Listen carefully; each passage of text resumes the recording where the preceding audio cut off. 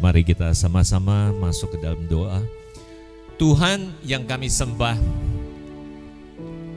Engkau Sang Pencipta alam semesta ini, di dalam segala kemegahan-Mu. Terima kasih Tuhan, terima kasih untuk segala keberadaan. Terima kasih untuk apa yang telah Engkau siapkan untuk kami semua anak-anak-Mu ini. Terima kasih dengan segala hati yang tulus. Kami memuji, menyembah kepadamu dan bersekutu dan bersama-sama di dalam hadirat-Mu Tuhan. Kami syukuri, terima kasih atas waktu, kesempatan, atas hadirat-Mu, atas firman-Mu yang Kau akan sampaikan. Pakai setiap kami Tuhan, yang menyampaikan, yang mendengarnya.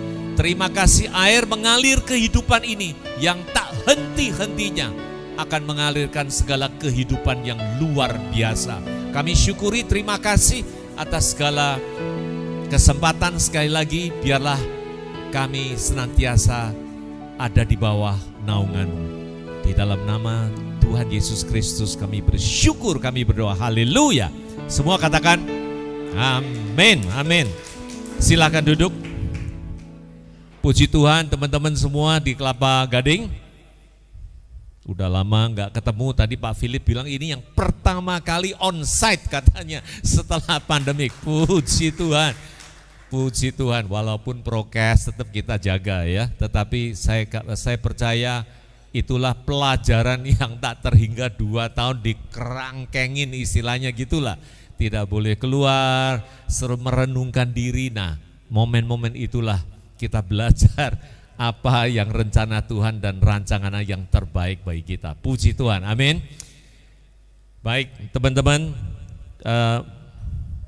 saya waktu dipanggil sama-sama, ayo kita ketemu dengan Kelapa Gading chapter. Wah, ini chapter yang sudah lama kita dengar dan pernah dulu sharing juga. Ya baik, oke, terima kasih Pak Presiden perintah begitu, ya kita jalan saja ya kan. Sudah rundingan, terus kemudian oke, pulang, dapat telepon. That is a very interesting topic to my mind. Karena apa? Pak Presiden katakan, ini ada permintaan supaya kita sharing mengenai future business. Wow, dalam hati saya tempo hari itu ada rencana dipanggil dalam tubuhnya Kristus. Itu satu topik yang menarik. Tapi oke, saya pikir at any time, at any moment, kita selalu ingin supaya mengabarkan kehendaknya yang terbaik. Amin. Kita semua businessman, future business, that is real a very big topic for that. So, ulasan yang sharing yang pagi hari ini yang saya ingin sampaikan tidak lain ulasan bagian mengenai business. Coba kita review what is going on today supaya kita ada sedikit pandangan mengenai apa yang menjadi acuan di tengah-tengah hidup kita. Ya, saya lihatnya begini ya. Jadi kita tahu di dalam zaman kita sekarang ini, ulas sedikit yang sebelumnya udah undergone a lot of evolution. Evolution artinya itu perubahan-perubahan yang begitu dahsyat terjadi dan bahkan banyak orang mengatakan kejadian yang terakhir the few decades ini is uncomparable dengan few century before our time.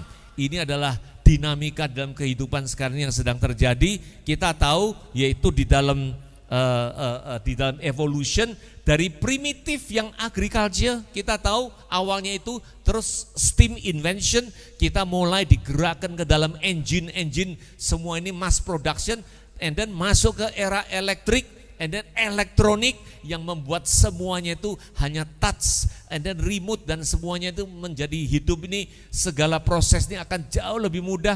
And now to the information, and furthermore kita bicara sekarang mengenai virtual technology. Do you know what does it mean dengan virtual? Virtual itu yang tidak sebenarnya. Nah, ini terheran-heran. Orang bicara talking about business, everything has to be real. Your word is my is my trust. Inilah di dalam dunia bisnis yang kita ketahui. Tetapi bicara soal virtual technology, ini sedikit ulasan saja. Kita mesti tahu, kita ini orang-orang Kristen harus very I would say up to date. Kita jangan terkungkung dengan apa yang kita ada. Kita melihat apa yang sedang terjadi ini menjadi satu kehidupan dinamika yang perlu kita ketahui. Virtual technology, seperti apa? Seperti Google ataupun juga dengan WhatsApp yang belakangan ini bicara soal virtual technology yang sudah bukan lagi yang sekedar jual beli begitu aja, tetapi creation di dalam satu networking. Cucu saya ini udah di dalam virtual technology ini, yaitu apa? Dia bisa beli boneka-boneka yang bonekanya nggak ada. Hanya komunikasi aja dengan teman, dengan lingkungan, dengan platform apa, wah kok bagus, dan mungkin terpengaruh juga dengan teman-temannya, beli transaction. That is how productive today. We are not based on the real transaction yang ada dengan barangnya, tetapi semua virtual. And you know what? Teman anak saya di dalam gereja itu still very young, is about less than 30 years. Dengan di dalam semua ini virtual technology yang sedang terjadi ini di dalam platformnya yang dia gandrungin itu, he makes millions of dollar. Dengan apa? Menjual painting yang bagus. Is that the real painting? Tidak ada, barangnya nggak ada.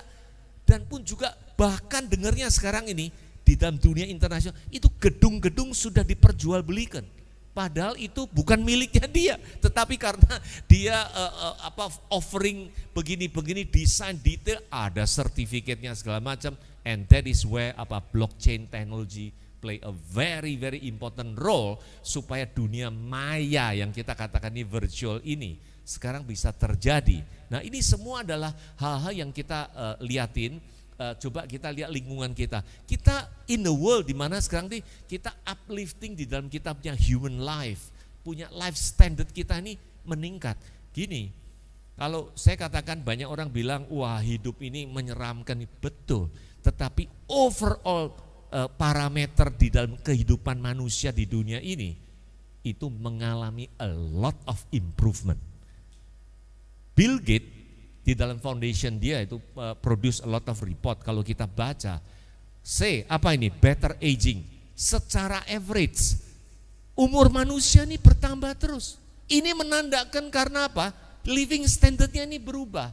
Living standard ini become better and better. Look today Africa is no longer few years ago atau few decades ago yang kita pernah pikirkan begitu poor. Ethiopia today agriculture-nya hebat sekali dan mulai terus Nah, inilah yang kita generally kalau kita mau lihat poverty itu pun di dalam lowest level.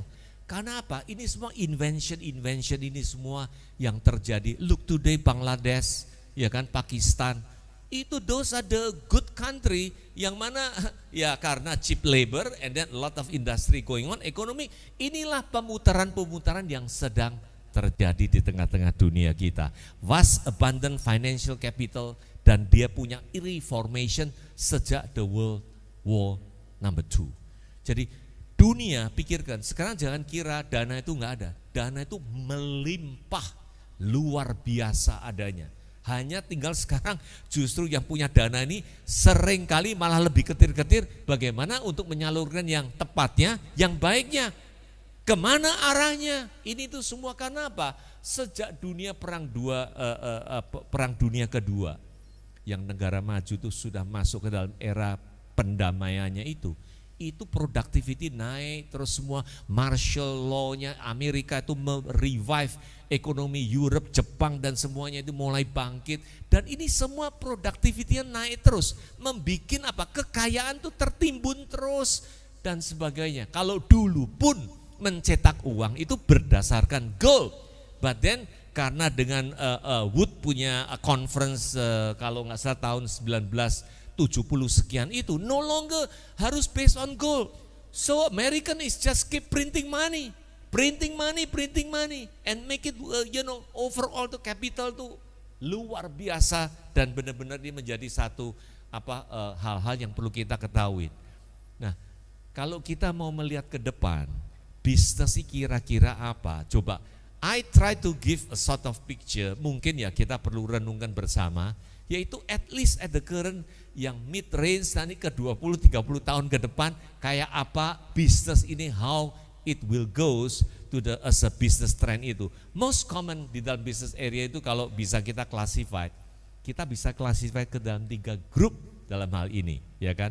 Yang pertama, kita tahu grup di dalam bisnis itu yang menyangkut barang-barang essential, ya kan, yang kebutuhan yang pokok ini semua, yaitu tentunya livestock, mengenai animal, mengenai ini barang-barang makanan semua, agriculture punya komoditi.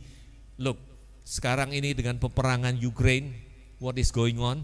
Coba, karena wheat supply is disturbing and then disrupted, and then juga dengan oil, gas dan itu semua barang naik, itu karena essential punya need di dalam hal ini, food, beverage, energy, mineral, health, education. Ini semua adalah barang-barang yang essential yang terus all along going dan perlu tetap di-maintain yang baik. Kalau enggak pasti akan disrupted. So that is one of the group yang kita bisa lihat. Yang kedua, yaitu sekarang ini yang sangat menonjol sekali, internet, sustainable technology yang menyangkut dengan bisnis-bisnis itu. Antara lain ya the very famous e-commerce, payment gateway. Ini hari dengan payment gateway yang begitu luar biasa itu revolutionize the whole kita punya hidup ini. Name it, yang barusan di Tomang itu yang minggu yang lalu diceritakan, even in China orang pengemis saja udah pakai QR code dan sebagainya. Bayangin, it's no longer dengan uang kita mau memberi, itu sudah bukan zamannya lagi, cukup dengan klik-klik begitu saja untuk kita memberikan persembahan kepada mereka. How advanced is the world is rolling ahead, ke depannya ini luar biasa. Makanya payment gateway, seperti contohnya kalau kita sekarang ke luar negeri, no longer menjadi kita susah.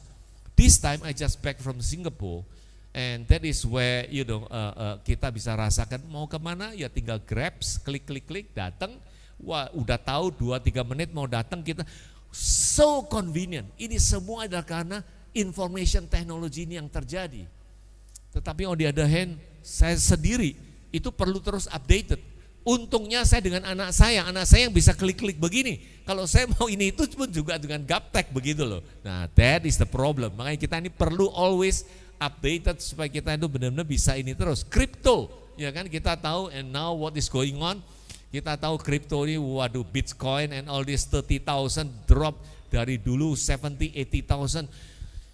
Well, that is very scary, and di dalam dunia kripto ini sekarang banyak orang menunggu how is China punya kripto yang akan di-issue itu. Karena the difference is kalau kripto ini di-establish karena dengan adanya blockchain teknologi ini. Jadi semua transaksi itu peer to peer. Langsung, tidak ada yang regulate, tidak ada yang control, so to say. Dan inilah di dalam dunia payment yang sangat menguntungkan, very efficient, very cost saving, dan very very quick, straightforward, dan semuanya langsung. Itulah yang mengatakan dengan blockchain teknologi. Tetapi itu pun sekarang dinamikanya tetap masih banyak resisten dari beberapa negara, karena mereka berpikir wah ini jangan-jangan bank sentral ini bisa disaingin, makanya China. So lately sudah banyak curbing a lot of regulation supaya restricted expansion di dalam dunia finance yang memang ini menyangkut hidup di dalam begitu banyak dunia yang sedang terjadi. So China is going to issue their own coin, Bitcoin, their own cryptocurrency, tapi control issued by central governmentnya China. So that is something still going on. Education, tourism, because of the pandemic sekarang tourismnya dengan kita hanya placing order ke Amerika. Well, my kids sekarang kalau ke Amerika, mereka nggak mau tinggal hotel lagi, lebih baik sewa apartemen, and then sudah Airbnb itu tinggal connect terus tinggal order, udah sampai ke sana semuanya still very homely, tidak perlu di dalam seperti kamar-kamar begitu aja. So that is how affecting the whole industry, the whole business, education sekarang pun juga coba pandemic. Amerika education tetap going on karena mereka sudah online semua. So bahkan ada teman saya di Indonesia sini, during 2 years dia nggak ke Amerika, USC student, tapi dia carry semua studinya di domestik di Indonesia sini. Now come to the time they have to go back again. Karena apa? Sekarang sudah harus online. Seperti on-site-nya ini hari punya pertemuan juga gitu ya, kira-kira gitu. So transportation tadi yang sudah kita gambarkan. Jadi bisnis-bisnis ini semua itu betul-betul revolutionize. Bentuknya udah beda dan semuanya coraknya itu beda. Makanya ini sebagai gambaran saja. So I leave it to you guys, bagaimana untuk menilai, untuk bagaimana untuk pursue, untuk kemana arahnya itu. Nah, talking about all these things, you know, today punya business no longer based on profit and loss. They only look at whether the type of business yang akan digandrungin itu, is there any growth? Growth is the number one factor. Mengenai barusan ini Goto yang merger dan sebagainya, look at financial statement, mengerikan. Itu profit loss-nya tuh very huge. Jadi di dalam dia punya harga jual itu 80% itu misalkan adalah promotion, terus sekian persen ini itu, wah macam-macam. Jadi that's making the financial world ini, business world ini betul-betul upside down. Nggak heran Warren Buffett pun ngomong, I don't want to touch all this online business. This is ridiculous.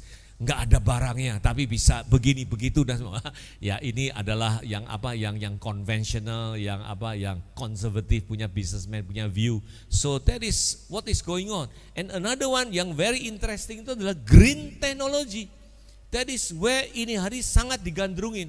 Kalau you have any good green technology punya proposal, I think the bank will snap it. Itu pasti akan sesuatu proposal yang baik dan yang memang diperlukan sekarang. Karena climate, karena environmental, karena all kind of issue. Jadi semua itu arahnya semua sudah diarahkan ke dalam green technology ini. Karena untuk sustain kita punya environment di dalam dunia ini. You know Bill Gates pernah mengatakannya. Bill Gates is tokoh yang cukup kontroversial, apalagi dalam pandemic ini.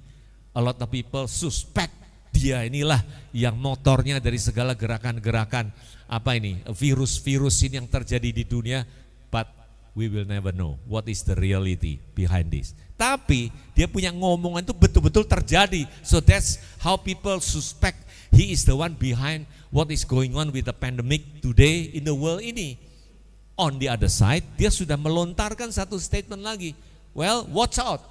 Ini just the beginning. The next yang lebih mengerikan itu, you know what is going on? Disastrous punya keadaan yang akan terjadi. Apa hubungannya? Hubungan dengan cuaca. Because of the cuaca punya disruption, itu mengerikan. That's what he project, apa akan terjadi, dan itu akan menyangkut mendunia yang betul-betul tidak gampang diatasi. Makanya sekarang everything is talking about green technology to save the climate, to save our life. Nah, inilah semua impact disruption yang ada, yang sedang terjadi ini. You know, I don't know if any one of you here talking about lawyer, punya business. In Amerika, lawyer itu peranannya itu becoming decreasing. Why?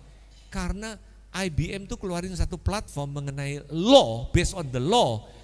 Mau ngeklik ke arah apa aja, diklik keluar semua itu precisely di dalam ayat berapa, pasal berapa, and then ini tuh solutionnya apa, semua ada. So that is shifting the way that di dalam dunia bisnis ini sedang menuju ke dalam teknologi yang menyangkut teknologi internet, teknologi dengan online ini yang disrupted semuanya ini. Look at hotel tourism ini itu dan semuanya karena pandemic. Nah sekarang mulailah reviving back again. Hopefully everything going back to the normal. Nah another one yang saya perlu kasih gambaran dikit adalah mengenai property. when we talk about property, itu adalah fast growing along with the globalization, makin diperlukan property, and that is a basic need, adalah key economic benchmarknya. Satu negara bagus sebagai itu selalu dilihatnya dari property. Bagaimana recently in China, the biggest developer di China, bahkan maybe number one in the world, Grande gimana itu shaken karena utangnya tidak bisa terjual dan semuanya. Itu pun menggoncangkan ekonomi China at that time. Karena memang ini menyangkut sendi-sendi hidup yang sangat-sangat penting sekali. Dan according to the report, kalau kita mau inventariskan semua itu harta kekayaan dunia yang ada, 64% itu represent by the value of the property. So dari situ kita tahu properti itu bagaimana pentingnya untuk semua orang itu begitu berhubungan dengan hubungan-hubungan dari properti ini. So all this is just a sort of short overview talking about business. Back again, we as a FGB man, kita ini berdiri di mana? Amen. Let's look at how God's view about what is going on with our business world today. Kemana kita arahnya, standpoint kita untuk kita ini kan. Maka itu coba kita melihat biblical principle dan perspektifnya di dalam tengah-tengah hidup kita ini sebagai bagaimana kita menangani dengan baik masalah bisnis di tengah-tengah hidup kita ini. Nah, itulah yang menjadi apa yang perlu kita ketahui. First of all, next, ya itu next to, ya oke. First of all, kita harus sadari, kesaksian tadi pun juga sudah banyak dikatakan. Kita harus sadari bahwa we are not part of this world, We as a believer, we are not part of this world. Kita harus sadari kita ini kelompok yang disokol ecclesiate, yaitu ekletos, inilah bahasa aslinya. Kita ini bukan milik dunia ini, kita bukan bagian dari dunia ini. Maka itu seperti Tuhan Yesus yang mengatakan dalam Yohanes 17:16 ini. Jadi kita ini bukan dari dunia ini, seperti Tuhan Yesus. Tuhan Yesus ngomong dalam beberapa ayat sebelumnya ini waktu Tuhan Yesus berdoa saat-saat terakhir Yohanes 17 kepada Bapa, yaitu Aku sudah memberikan firman-Ku kepada mereka. Ya kan? Mereka mengenal firman-Ku. Maka itu dunia membenci mereka. Karena mereka ini bukan datang dari dunia, seperti Aku bukan dari dunia ini juga. That is at the first place yang kita harus bedakan.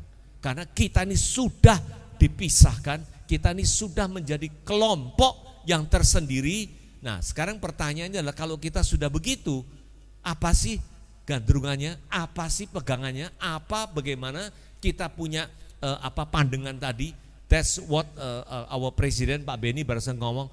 Hidup ini kita bicara soal mindset. Hidup ini kita bicara soal bagaimana kita mengenal, bagaimana kita punya knowledge untuk bagaimana untuk kita menjalankan hidup ini. Ada pepatah mengatakan begini, don't learn how to react, tapi to respond. Jadi artinya gini, react itu adalah short sighted, apa-apa langsung membantah, langsung begini gitu. That is not the world want. Kita ini perlu wisdom, kita ini perlu knowledge yang baik.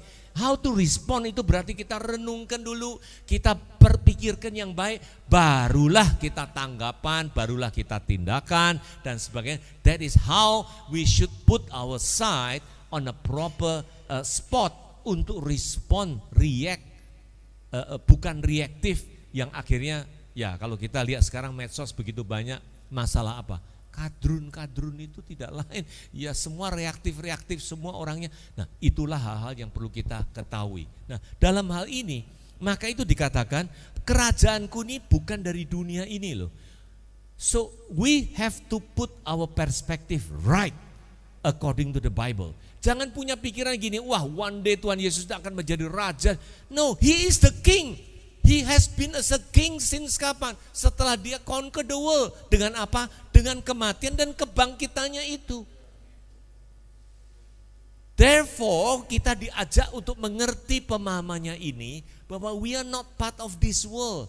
Nah kalau begitu, proclamation Tuhan Yesus dari sejak awal adalah the kingdom, my kingdom is in the midst of you. Sewaktu aku memakai kuasa Roh Kudus untuk menyembuhkan dan sebagainya. So those are ayat-ayat yang kita harus betul-betul renungkan dengan baik. The kingdom is within us already.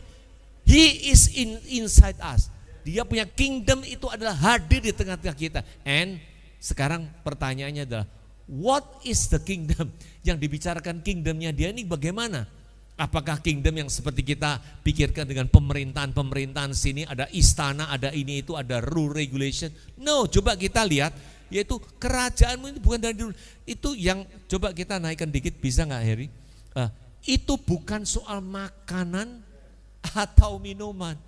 But we are so glad today kita dengan happiness yang baik, that is very good. Kita dengan semua spirit yang betul-betul revive ourselves, bisa makan minum, that is fine. Tetapi about the kingdom, itu bukan masalah soal makan dan minum, as what stated di dalam Roma 14 ayat 17. Tetapi soal apa? Kebenaran. Kebenaran is about talking about apa? It's about Christ. It's about Jesus himself. Itulah yang menjadi sentral hidup kita itu. Dan damai sejahtera, bayangkan kalau kita menghadirkan Tuhan Yesus di tengah-tengah hidup kita, kita pasti penuh damai sejahtera, sukacita seperti apa yang kita alami ini. Untuk tidak melihat apa yang di dunia luar itu, tetapi justru kita center in His kingdom dan di dalam Roh Kudus. Kalau kita talk about kerajaannya sudah ada tengah-tengah kita, then we talk about that is where we are in the midst of the Holy Spirit. We are in the spiritual realm. Kita hidup inilah yang terpisah dari dunia, karena itulah kita punya kingdom. That is where Jesus reign as a king in the midst of us. Yang menamakan inilah, karena itu kerajaannya itu di dalam Roh Kudus yang menandakan ini semua. Puji Tuhan, inilah senjata, inilah pemahaman yang perlu kita pegang dengan baik-baik, teman-teman. Nah, lebih daripada itu, apa? Kenapa? Bagaimana? How good God has worked on us. Inilah yang saya ingin sharingkan kepada teman-teman.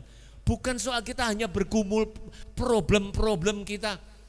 Kalau bahasa Perancisnya ngomong, makin kita melihat problem kita, makin rumit, makin ruwet benangnya itu. Nah, kita diajarkan dalam Tuhan, kita bukan begitu.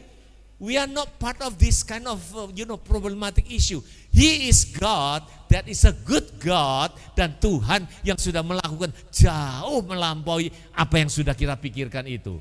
Antara lain apa? Maka itu dalam Kisah Rasul 2 mengatakan apa? Kita harus bersukacita. Kenapa? Karena tidak dibiarkan kita diserahkan ke dalam dunia orang mati ini loh. Teman-teman, kita ini sudah dikeluarkan, udah di dalam kehidupannya itu.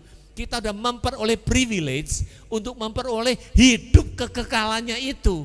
Inilah the greatest happiness yang perlu kita selalu joyful to look at Him. Begitu untuk kita mengetahui supaya bagaimana. Tapi bukan itu aja. Now the next one, yang selanjutnya kita harus move forward.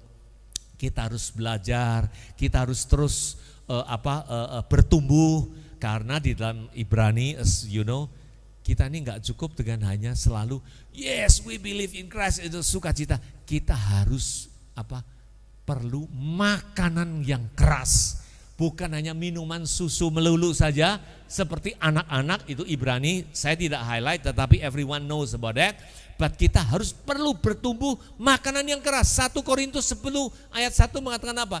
Yang namanya makanan keras itu adalah dewasa dalam Kristus. Dewasa dalam Kristus itulah ukurannya itu.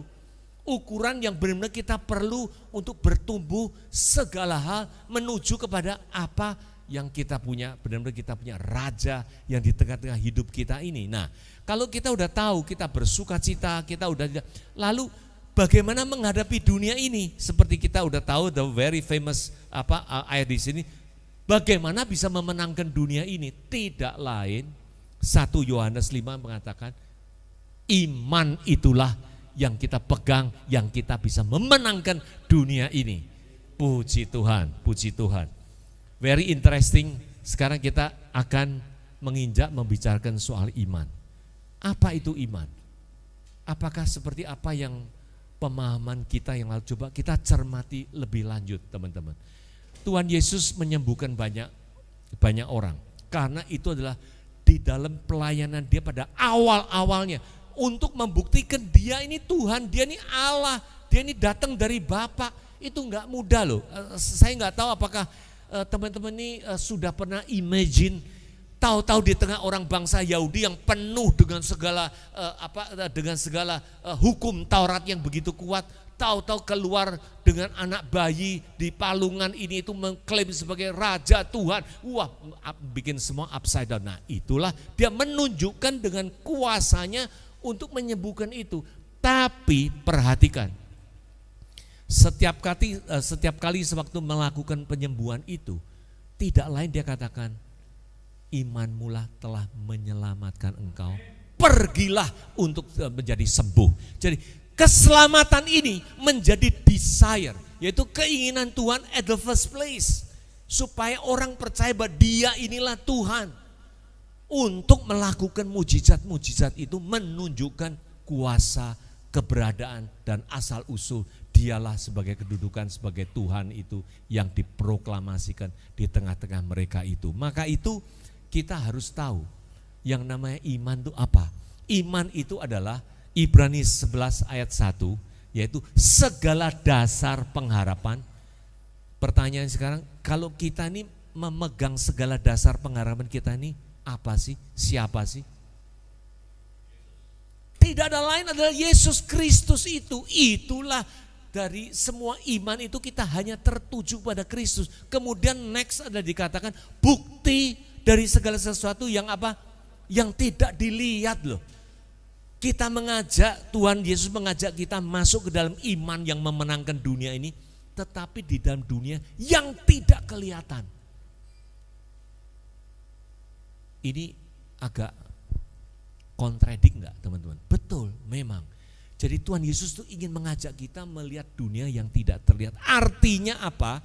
Yaitu seluruh berkat rohani yang tidak terlihat itu Tuhan sudah buktikan, Tuhan sudah berikan.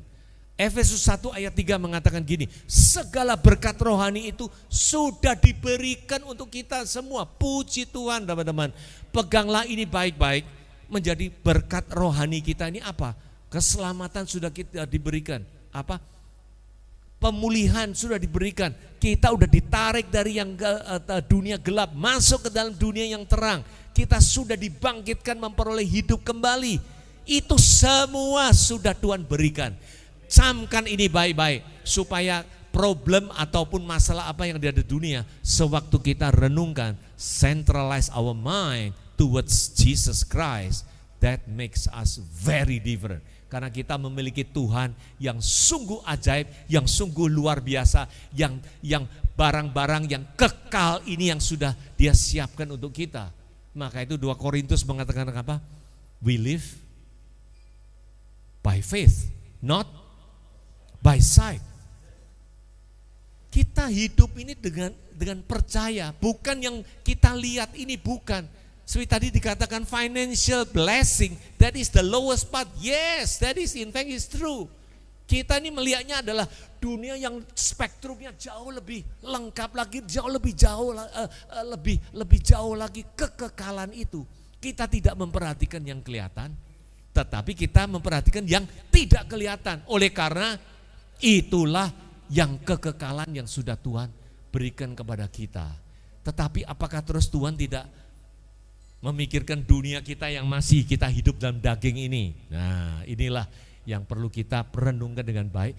Di mana sih Tuhan ini memposisikan, bagaimana Tuhan itu ada di dalam tengah-tengah kebenarannya Dia, yang Dia membukakan jalan semua yang baik ini.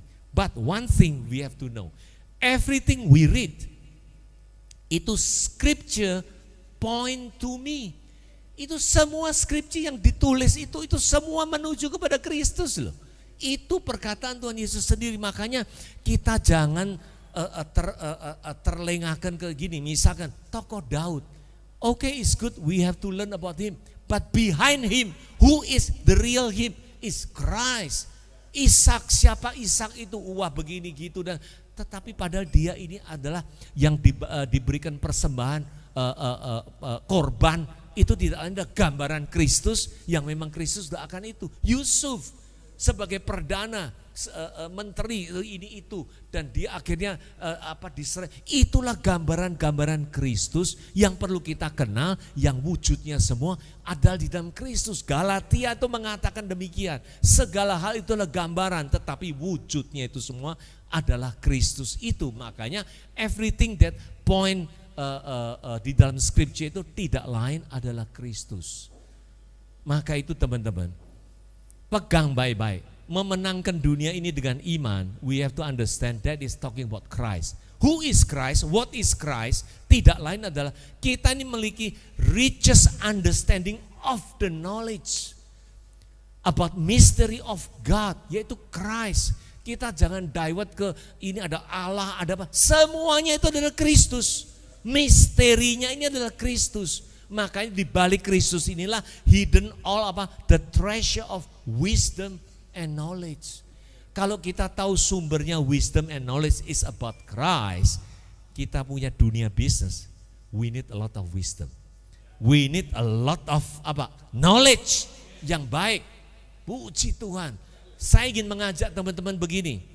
We as a businessman, kalau kita ada proposal sesuatu, wah pasti ada first place, pasti menarik kita, semua detailnya kita ulah, lihat kanan kiri semua detail.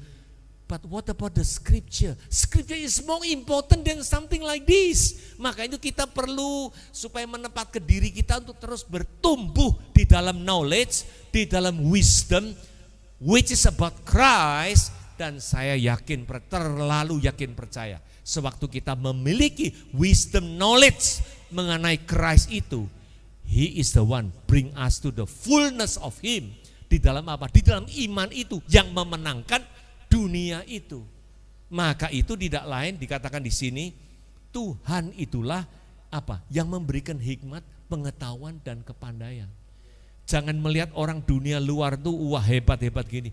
That is not, bukan ukuran yang kita lihat ukuran orang-orang itu. Ukuran kita ini adalah kita di dalam Tuhan ini sendiri yang sudah memiliki segala berkat rohani itu, plus juga dengan hal-hal yang lain, hikmat, pengetahuan itu, semua kepandaian itu datangnya dari Tuhan.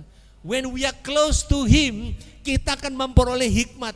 Saya renungkan begini teman-teman, suka-suka misalkan dalam pagi hari, bangun pagi itu bisa come across a lot of mind, not only bicara soal ayat-ayat, tapi juga dibawakan bisnis ini mesti kontak begini, ini mesti ngomong ini mengalir. Inilah yang treasure, yang betul-betul harta yang terpendam, yang perlu kita gandrungin dengan baik sewaktu kita mendekat dan ada di dalam Tuhan. Tuhan menaruhkan hikmat, pengetahuan, kepandaian. Kalau ini sumbernya sudah kita miliki, ada ketakutan apa lagi? Kita dalam tengah hidup ini.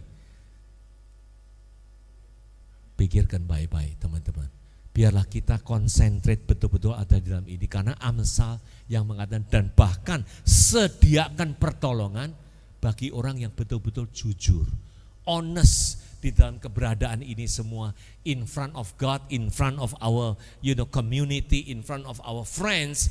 Kalau kita honestly dan memang kita lean only up to Him, Christ, Dia akan memberikan pertolongan di dalam segala apapun. Nah, next ini coba dinaikkan dikit Pak Heri, ini agak ini, ya, naikkan dikit. Maka itu kita harus set our priority right. Tadi udah disinggung oleh Pak Presiden. Kita cari dahululah kerajaannya dan kebenarannya. Kalau disuruh cari, kerajaannya sudah ada belum? Sudah in the midst of our life. Thanks God, thank you Lord. You are in the midst of us. Nah, sewaktu kita sudah diajak untuk selalu konsentrate ke dalam kerajaan kebenarannya ini, what is the next verse to say? Semuanya ini akan ditambahkan loh. Puji Tuhan. Semuanya ini termasuk apa? Termasuk ayat-ayat sebelumnya itu yang bahkan ada celaan yang penting untuk kita. Kalau kita hanya mencari apa yang orang dunia yang tidak kenal Tuhan tuh mencari-cari soal makanan, pakaian, itu sangat tragis teman-teman. Makanya di dalam doa kita ini kita jangan, kalau saya bisa ngomong, kita saling belajar, kita jangan ngerengek, kita jangan orang mengatakan kita ini jangan cengeng, bagaimana ini. Please, kita tahu, He knows already sebelum kita doa, Dia pun juga sudah tahu kebutuhan kita. Amin. Tapi Dia mengatakan carilah dahulu. Kalau kita sit down together, cari pengertian, pemahaman soal firman, soal Kristus, where it is the centered, itu semuanya, leave it to Him. He is in a good control in our life. Amin. Itulah hal yang perlu kita pegang dengan baik. That is where waktu kita di luar dari dunia ini, tetapi bagaimana kita memenangkan, Tuhan sudah menyiapkan jalannya bagi kita semua. Amin. Maka itu teman-teman, biarlah kita ini diajarkan oleh Paulus. Kejarlah pengenalan akan Kristus. Kejar pengenalan akan Kristus. Sampai Filipi 3 itu mengatakan, aku udah bukan titel-titel, bukan my reputation, bukan my background is so important. Bahkan akhirnya dikatakan aku orang Yahudi yang paling elit, suku Benyamin, sekolah Alkitab yang paling terpandang hebat. Apalagi kekurangan di hadapan semuanya ini, akulah yang terpandang. Tetapi dia katakan dalam Filipi 3 itu, semuanya itu aku anggap sampah yang merugikan aku. Wow, puji Tuhan teman-teman. Inilah yang dikatakan, jadi hal-hal yang lain itu dianggap sebagai liability. Hal yang merugikan. Kalau kita pegang-pegang, kalau kita memiliki, kita bersyukur, that is correct, fine, no problem. Tapi jangan sekali-kali kita sombong, hebat, dan ini mengandalkan hidup kita ini. Jangan. Ini semua dianggap Paulus ini sebagai yang merugikan, yang menjadi beban, as a liability, except hanya untuk greater value, untuk hal yang jauh lebih baik, yaitu knowing Christ my Lord. Itulah Filipi 3 yang mengatakan itu. Makanya biarlah kita FGB Man, konsentrasi kita to know Him more and more. Puji Tuhan. Tadi kan kita ngomong, biarlah kita bertumbuh. Kita, I know every one of us here, as a believer, bukan hanya 1-2 tahun. Kita udah 5, udah 10, udah 20, Pak Anton Widodo udah sekian lama saya kenal. Wow, itu sudah mungkin 30-40 years.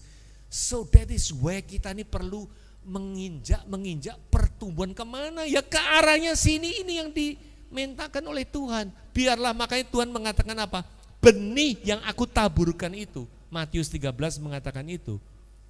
Ada yang di mana?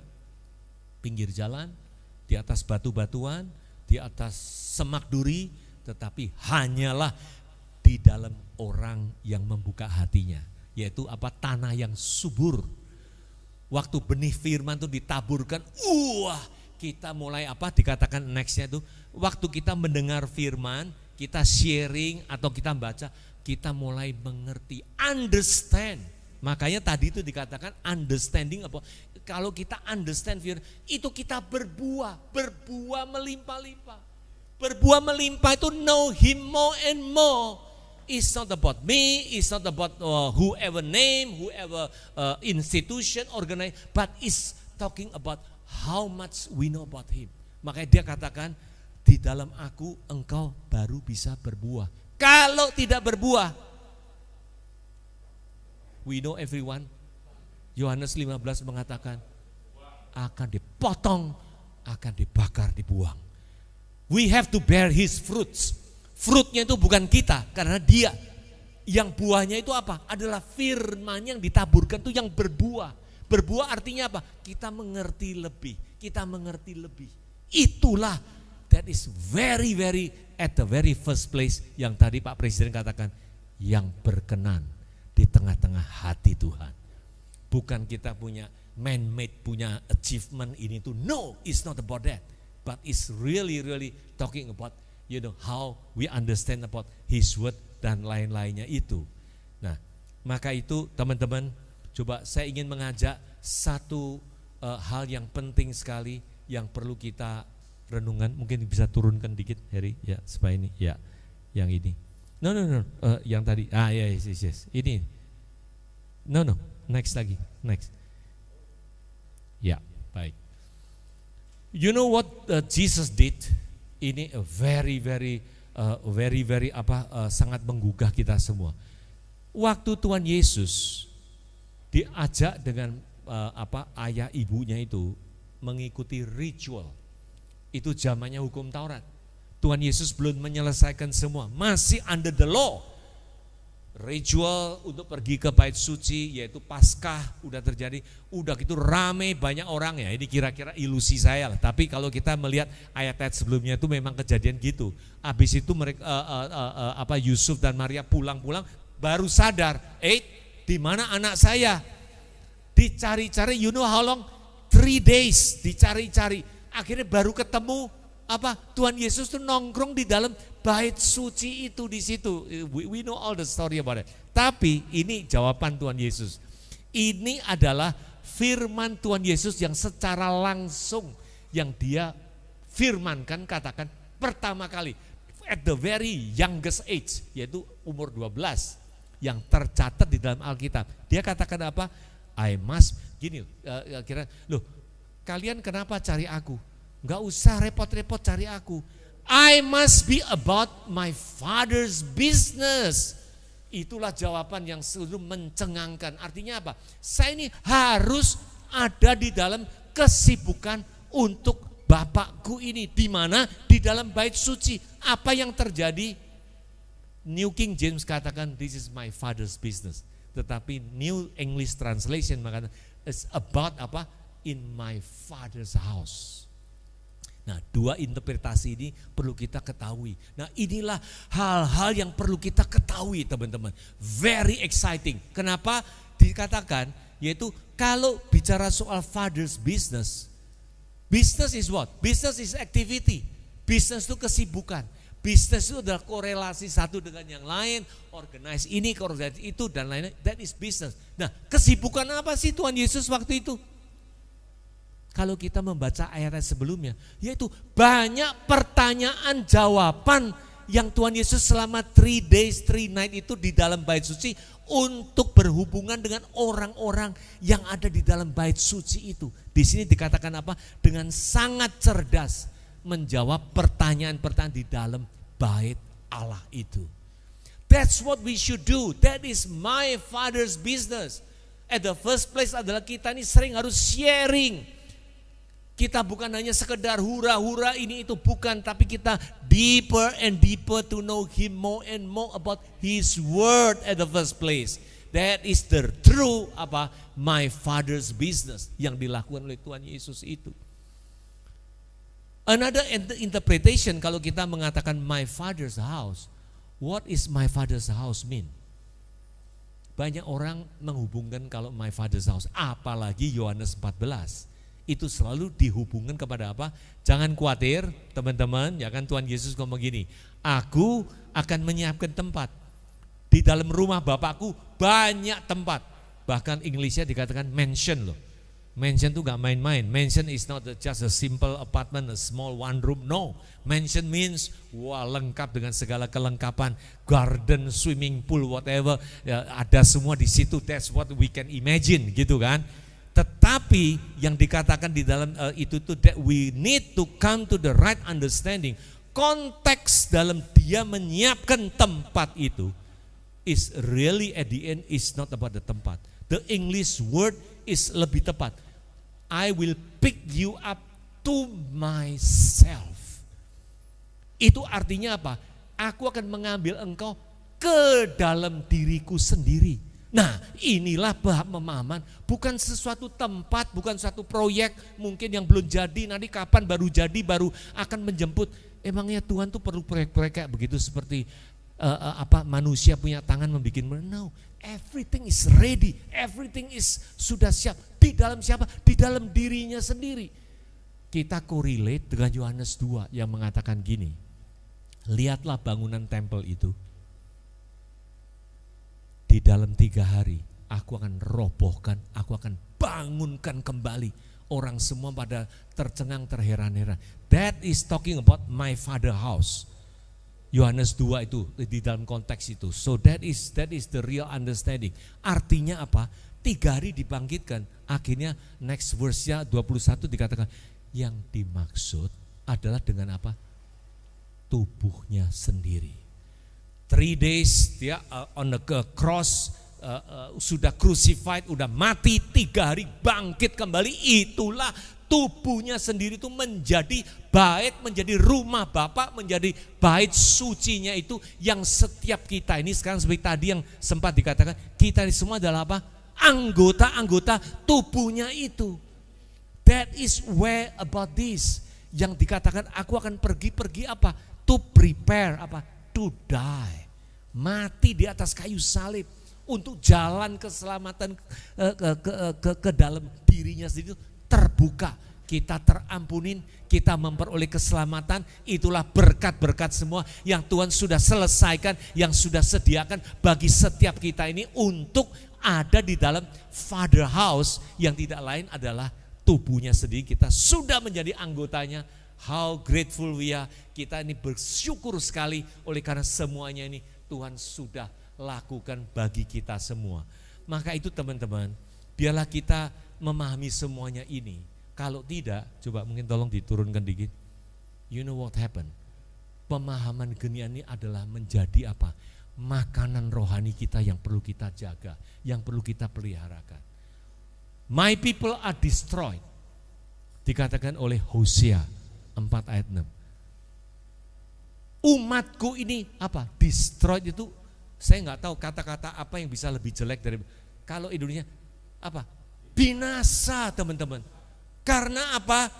Lack of knowledge, dan bahkan ditekankan lagi have rejected knowledge. Pemahaman-pemahaman gini ini yang perlu kita renungkan dengan baik-baik. Agree not agree is secondary. Yang penting kita seek for His kingdom and His truth dulu itu. Supaya dari situ Holy Spirit guide us to know more and more about Him. That is the key. Maka itu jangan sampai seperti yang dikatakan ini akan binasa. Lack of, gini, kalau Indonesia tidak ada kata lack of knowledge. Artinya apa? Kita ini sudah ada pengetahuan belum kalau lack of knowledge? Yang namanya lack of knowledge itu kekurangan di dalam pemahamannya, kekurangan di dalam pengetahuannya. Artinya apa? Mungkin kita sudah ada loh, sudah mengerti, tetapi masih kurang. Karena Tuhan tuh menginginkan kita apa? Memiliki pertumbuhan 100 kali, 60, 30. Itulah memang kehendak Tuhan yang setiap kita ini perlu ada di dalam Dia nih. Maka itu dikatakan lack of knowledge. Ya jangan anggap aku udah tahu, aku udah kenal, oh yes aku datang rutinitas ini itu dan lain. That's not God's want us to do. Maka itu jangan sampai kita terjebak dalam situasi di mana kita mengerti, tapi mengerti sedikit dan dianggapnya cukup. Paulus mengajarkan kita run all the way, tidak menghiraukan apa yang dibilang, seolah-olah aku belum menangkapnya, bahkan sampai begitu Paulus mengatakannya itu. That is where the standpoint mengenal ini, supaya kita bertumbuh di dalam knowledge yang baik ini itu. Nah, Roma 10 ayat 2 memperingatkan kita semua, dikatakan gini, mereka ini sungguh-sungguh giat, tetapi tanpa pengertian, yaitu kembali ke knowledge ini yang benar, tidak mengenal, bahkan dikatakan tidak takluk, tetapi mendirikan apa? Kebenarannya sendiri itu. Ibrani 8 mengatakan gini, aku mengadakan perjanjian baru dengan umatku, Tidak seperti perjanjian dulu yang membawa umatku ini keluar dari Mesir gini, tidak. Tetapi aku menaruh firmanku di dalam batin hati untuk mereka semua. Supaya di dalam itulah tertanam di dalam itu, dan tidak usah mengatakan begini gitu. Mereka akan mengenal aku baik yang kecil maupun yang besar. Dan aku tidak mengingat-ingat lagi dosa mereka semua. Dosa kita Tuhan sudah. Yang penting supaya Dia menaruh dalam hati kita tuh pengertian untuk Dia ini, supaya kita bertumbuh untuk semua. Inilah yang paling esensial, yang paling ultimate level yang Tuhan inginkan supaya kita di mana kita berada mengenai itu. Tidak kita terjebak di dalam pemahaman yang dulu begini. Biarlah kita selalu apa? Renewing our mind. Supaya kita, karena seperti tadi yang dikatakan, yang the biggest harta yang tersimpan itu talking about apa? Christ. Tadi kan dikatakan Kolose udah itu endless punya knowledge, endless punya treasure, endless punya wisdom yang akan bakal kita peroleh di dalam Kristus Yesus Tuhan itu. Puji Tuhan teman-teman, biarlah kita senantiasa dari situ kita tahu.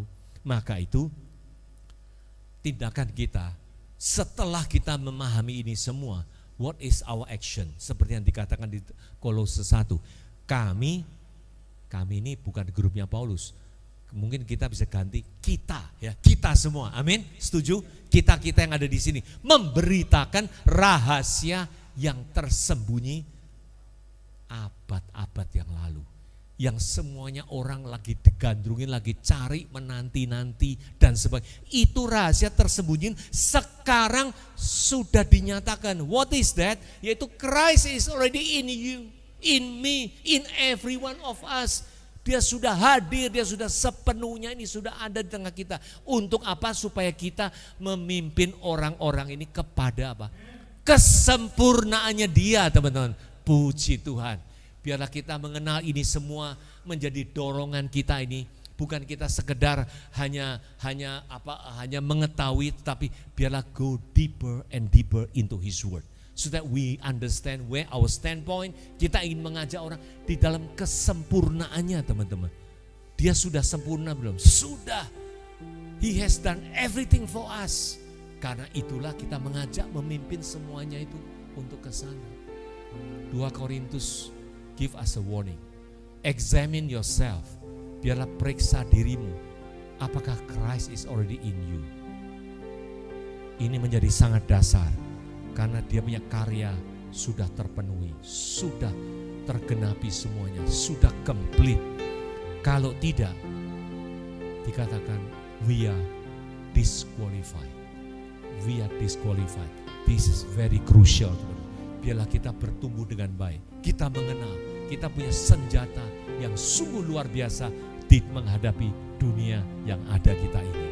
The last page adalah mari kita bersyukur senantiasa karena Kristus selalu apa? Membawa kita ke dalam jalan kemenangannya. Yes, kita bersorak-sorai, kita bersyukur. Kami ini sebagai perantara saja. Dialah yang melakukan, yang menyebarkan keharumannya ini. Bukan tindakan manusia kita, tetapi Dia loh. Di sini kata, Ia yang sebarkan keharuman untuk apa? Pengenalan akan Kristus. Di mana-mana saja kita selalu beritakan pengenalan akan Kristus selengkapnya, seutuhnya. Biarlah inilah menjadi sukacita yang kita miliki, seperti apa yang Tuhan katakan. The very last point adalah sewaktu kita discuss mengenai future business, or the better one, that we are in my Father business. Karena di dalam Father business kita selalu rukun bersama, sharing ini itu. That's what He wants. Supaya dengan demikian ini give us apa? The greatest eternal value yang kita akan peroleh dari Dia. Bila kita menyikapi ini dengan baik, teman-teman, biarlah kita selalu digandrungi dengan segala excitement yang kita ada ini untuk mengenal Dia lebih dan lebih dari firman Tuhan. Mari kita berdoa sama. Tuhan, terima kasih atas waktu pertemuan yang ada di tengah-tengah kita semua. Ajarkan kami Tuhan untuk mengenal-Mu lebih dan lebih. Engkaulah sumber dari segala wisdom maupun juga dengan segala knowledge dan segala harta yang ada di dalam diri-Mu. Ajarkan kami ya Tuhan, biarlah ini menjadi kegairahan yang sungguh menumbuhkan iman kita di dalam Engkau yang telah Engkau berikan yang terbaik di dalam kesempurnaan. Boleh kami melangkah ke depan. Terima kasih Tuhan. Setiap pergumulan yang ada di tengah-tengah kami semua Tuhan, kami sungguh tahu we are come up more than as a conqueror. Kita lebih dari sekedar pemenang, karena the battle is yours. Engkaulah yang berperang itu semuanya. Kitalah bersyukur, berterima kasih untuk know you more and more. Thank you Lord. Terima kasih untuk hari, terima kasih untuk waktu, terima kasih untuk knowledge, wisdom yang telah Engkau build up in the midst of us, in the midst of our lives, so that we face a better tomorrow.